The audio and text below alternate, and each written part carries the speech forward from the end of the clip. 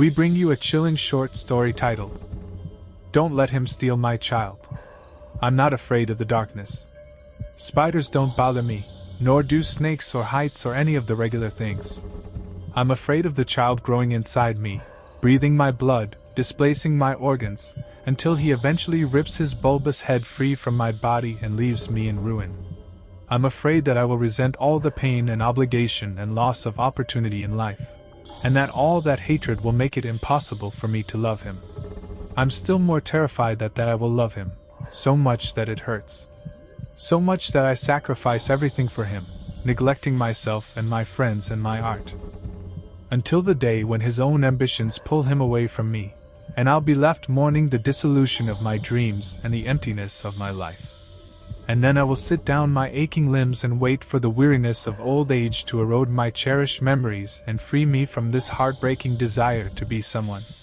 Then I will bless the day when I finally forget to ask myself what might have been, if only I had been selfish and lived my life for me. I wasn't afraid at the beginning though. I thought I wanted it, that we wanted it. My husband Kirk and I had just moved into our first house, and I was ready. Sure, we still fought about stupid things, but we loved each other, and that should have been enough to make him love the child too. Okay. Do you want to make the appointment to take care of it, or should I? That's all he said. We'd been married a year, and he didn't even ask if I wanted to keep it. We started to argue, and then the fight took on a life of its own in that insidious way which leaves us screaming at each other about nothing and everything. I thought he was being immature. He thought I was the one who needed to grow up and quit painting. I said he didn't take enough initiative at work, and he said I didn't respect him. Before I knew what was happening, his pickup was spraying gravel in my face as I sobbed incoherently in the driveway. I didn't see him again for 4 months, which was more than enough time for me to doubt every decision I've ever made in my entire life. Then suddenly one night he was crawling into bed at 2 a.m., stinking like death, blubbering apologies and promises. I was so relieved that I didn't even mind that he was drunk. We were intimate as a husband and wife should be, and when I fell asleep on his chest afterward, I thought everything was going to be okay. "I'm so happy you came back," I whispered, nestled against him. "I changed my mind," he said. "I want the baby now." "He's yours," I promised as I drifted off to sleep. There was so much blood when I woke up that I thought I'd been stabbed. I rushed to the bathroom, screaming for Kirk to help me, but he was nowhere to be found. A miscarriage doesn't just plop out and leave you as good as new.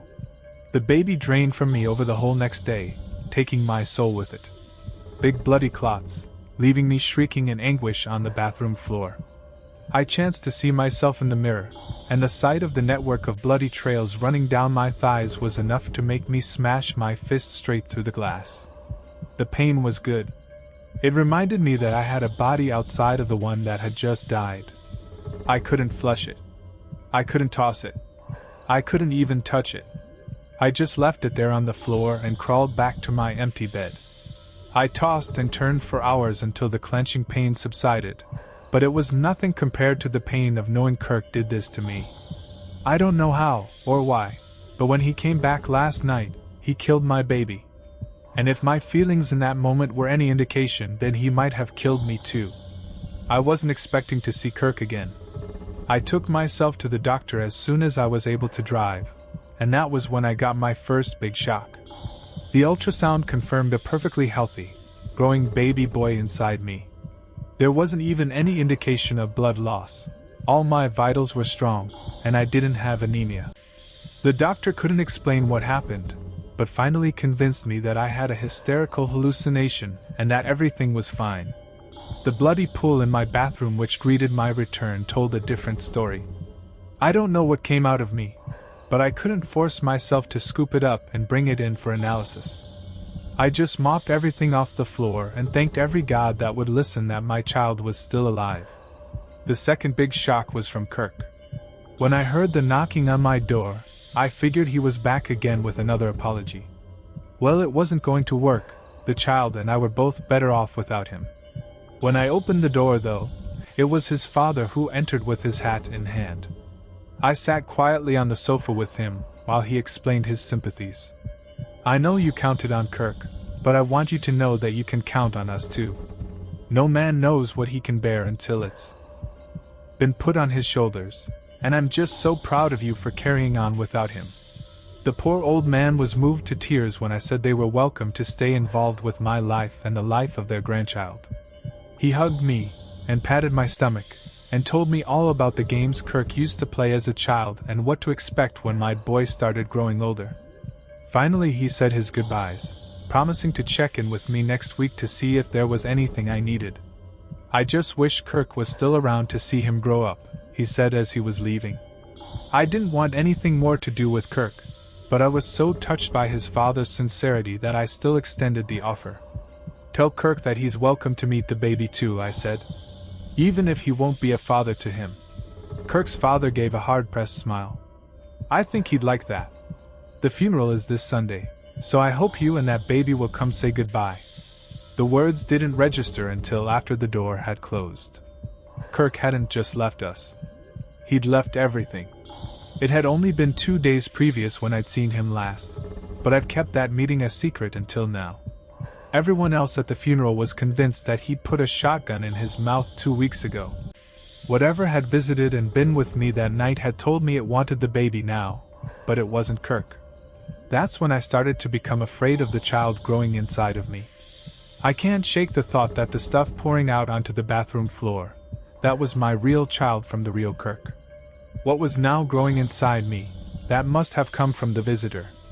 So there I was left wondering what I'm more afraid of. That the child will be too horrible to let live, or that he is so beautiful that my life will be the one ending that day. It was too late to get it taken care of, but I don't think I would have done it even if I could. It wasn't until I was well into my 8th month of pregnancy when I heard the 2 a.m. knocking again. I lay in bed trembling, holding my breath, wondering if it would just go away. No, there it was again. Hard, insistent pounding, like something that would break the door in if I kept it waiting. "I know you're in there." It was Kirk's voice. I would still recognize it even if I didn't hear it again for 50 years. "Go away." I regretted it the moment I replied. An hour passed in the next few seconds of silence. As gut-wrenching as the stillness was, the sound of the opening door was worse. He was inside the house, but the thought of getting out of bed and confronting him, of confronting IT, that was unthinkable. I got out of bed to grab my phone from the nightstand and called the police instead. "I need help," I blurted into the phone. "Someone's in my house and—" "Did you make him a promise?" It was Kirk's voice on the line. My fingers were shaking so badly I couldn't even hang up. I just threw the phone across the room and jumped back into bed. This was all a bad dream. It was another hysterical hallucination. I just had to go back to sleep in. But how was I supposed to sleep when I heard footsteps climbing the stairs? "What promise did you make me?" Kirk's voice was right outside my bedroom now. I couldn't answer him. I could barely breathe. I should have tried harder though, because when the door opened, it was even harder to think straight. Kirk was standing in the doorway. Only half of his face was now missing from where the shotgun bullet entered his mouth. Had he looked like this the last time we were making love? It had been so dark, but the stench of death seemed all too familiar. "There is no baby," I forced myself to say. "He hasn't been born yet. I don't care. He's mine." The malodorous atmosphere engulfed me, and I could taste it like rotten cabbage dripping down the back of my throat. He was getting closer, but still blocked the only door out. "You'll kill me if you take him now," I told him. "Please wait. At least until he's born." "I don't care. I want my son." He lifted his stiff limbs with his hands to clamber into the bed beside me. I didn't see any weapon, but the thought of him trying to pull the child out of me with his rotting hands was even more terrifying. I gagged so violently that I would have fallen over if his hands hadn't clutched my shoulders. The icy nails sank into my arms, and I forced myself not to watch as I felt some of his own decaying skin slide off to splatter across my bed. Those disgusting fingers. I had placed a ring upon one and sworn my love before my family and before God. That open wound disguised as a face. I did not know myself until I whispered my secrets to him, and washed myself with his acceptance and support. If I closed my eyes, the arms that clenched around me could almost still have been the ones that held me every night as I fell asleep. "Do you still love me?" I asked what used to be my husband. "Does it matter? You can't love me in return." If I could. Every word I spoke carried the weight of my life and the life of my child. "Would you still love me back?" "You can't. If you could, I never would have left." "You still do, or you never would have come back." Mothers make sacrifices for their child. That has been documented across eons of history, cultures, and even species.